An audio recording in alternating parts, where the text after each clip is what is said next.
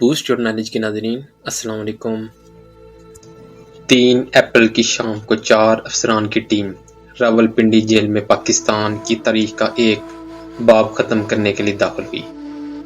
Jail superintendent Yar Mohammad, magistrate Bashir Ahmed Khan, jail doctor Sagheer Hussain Shah और security battalion commander और security officer lieutenant colonel Rafiuddin सभी अदालती हुकाम पर अमल दरामद के लिए पहुंचे। जैसा कि कर्नल रफीउद्दीन ने अपनी किताब भुट्टो के आखिरी दिन में बयान किया है कि जेल के सुप्रिटेंडेंट ने एक गवाह के साथ 6:30 पर भुट्टो के सेल में इनसे मुलाकात की। इन्होंने भुट्टो को फर्श पर पड़ा पाया। इन्होंने अपनी तवज्जो मबजूल कराने के लिए पहले भुट्टो का नाम लिया और फिर फांसी का हुक्म पढ़कर सुनाया। लाहौर हाई कोर्ट के 18 मार्च सन 1978 के हुक्म के मुताबिक आपको नवाब मोहम्मद अहमद खान के कत्ल के जुर्म में फांसी दी जानी थी। सुप्रीम कोर्ट में आपकी अपील 6 फरवरी सन 1979 को मुस्तरद कर दी गई थी और 24 मार्च सन 1979 को नज़रसानी की दरख्वास्त भी मुस्तरद कर दी गई थी। सदर पाकिस्तान ने इस मामले में मुदाखलत न करने का फैसला किया, इसलिए आपको फांसी देने का फैसला किया गया। कर्नल रफीउद्दीन, जो जेल में सुप्रिटेंडेंट के साथ खड़े थे, कहते हैं कि मैंने भुट्टो के चेहरे पर घबराहट के आसार नहीं देखे। जब जेल सुप्रिटेंडेंट ने हुक्म पढ़कर सुनाया, मैं देख सकता था कि वो काफ़ी पुरसुकून थे और इनके चेहरे पर मुस्कुराहट थी। जेल सुप्रिटेंडेंट की बात सुनने के बाद जुल्फकार अली भुट्टो ने जवाब दिया कि इन्हें फांसी के बारे में 24 घंटे पहले आगाह कर देना चाहिए था, लेकिन ऐसा नहीं किया गया। के बरकस इन्होंने दलील दी कि जब इनकी बेटी और बीवी सुबह 11:30 पर इनसे मिलने आए थे, दिन या वक्त के बारे में भी यकीन नहीं था। भुट्टो को जब बताया गया कि फांसी के लिए मतलूबा हुक्म जेलर के पास था, बगैर किसी हिचकिचाहट के जेल सुप्रिटेंडेंट ने फिर भुट्टो से पूछा कि क्या वो अपनी वसीयत लिखना पसंद करेंगे, क्योंकि इन्हें चंद घंटों में फांसी दी जानी थी। भुट्टो ने सर हिलाया और कुछ तहरीरी मवाद तलब किया। इन्होंने जेलर से ब्लैक वारंट दिखाने को भी कहा, जिस पर जेलर ने जवाब दिया कि कानून के मुताबिक ऐसा नहीं हो सकता। रात 8 बजे भुट्टो ने कॉफ़ी का कप पिया। इन्होंने अपने जेल के मुलाजम अब्दुर्रहमान को भी बुलाया और रात को 10 बजे के करीब इन्होंने अब्दुर्रहमान को गर्म पानी लेने को कहा ताकि वो शेव कर सकें। जुल्फकार अली भुट्टो ने फिर अपने दांत साफ किए। कुछ देर बाद वो अपने बिस्तर पर बैठे कुछ लिखने लगे।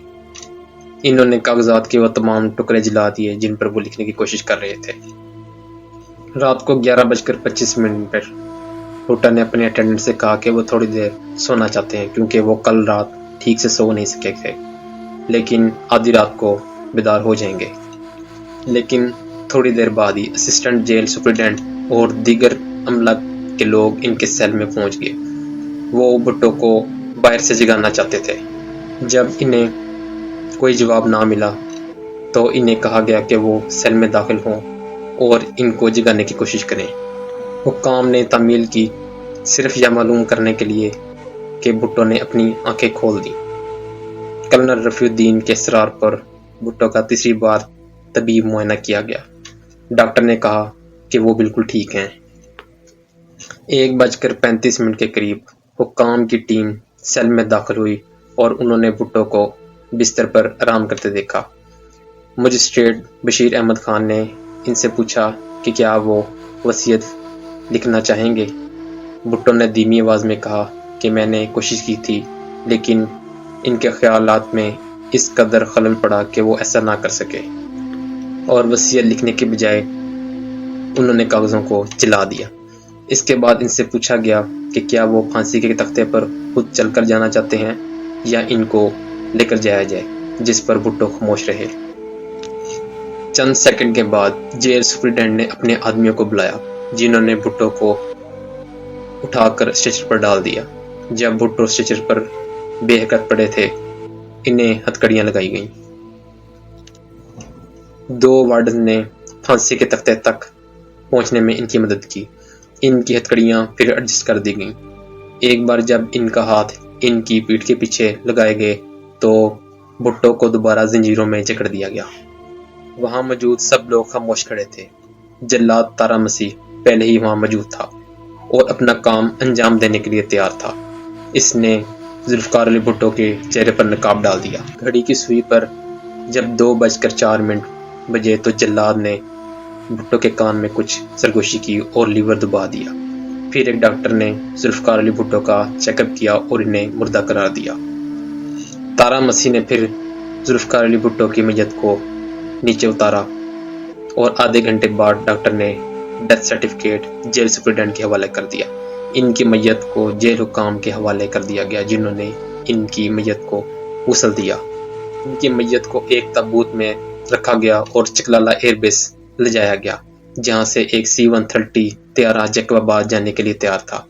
ہوائی جہاز نے ٹیک آف کیا لیکن 1 گھنٹے کی پرواز کے بعد وہ واپس آ گیا کیونکہ اس میں کچھ فنی خرابی پیدا ہو گئی تھی۔